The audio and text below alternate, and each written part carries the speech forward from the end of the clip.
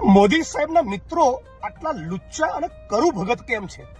નીરવ મોદી કરોડોનું કરીને ફરાર, વિજય માલ્યા કરોડોનું કરીને ગુજરાત અને દેશની જનતાને લૂંટીને ફરાર, સંદેશરા ફરાર, અને હવે નવા મોદી સાહેબના એક મિત્ર રાજેશ મહેતા રાજેટ એક્સપોર્ટ નામની કંપની ચલાવતા હતા.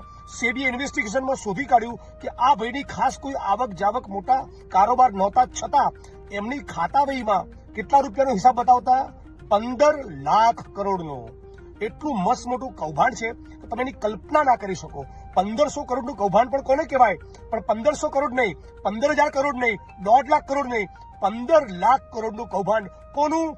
મોદી સાહેબના મિત્ર રાજેશ મહેતાનું. અને નરેન્દ્રભાઈ ન ખાતા હું ન ખાને દૂંગા એક શબ્દ બોલતા નથી, અને એમના તાલે ડાન્સ કરવા વાળા ન્યૂઝ ચેનલ વાળા છાપા વાળા પણ એક લીટી છાપતા નથી કે બતાવતા નથી.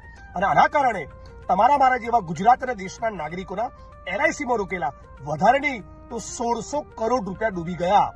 અર્થાત કે 1600 કરોડ રૂપિયા પેલો માણસ મોદીનો મિત્ર રાજેશ મહેતા સ્વાહા કરી ગયો. બોલો જય શ્રી રામ, વંદે માતરમ, ભારત માતા કી જય.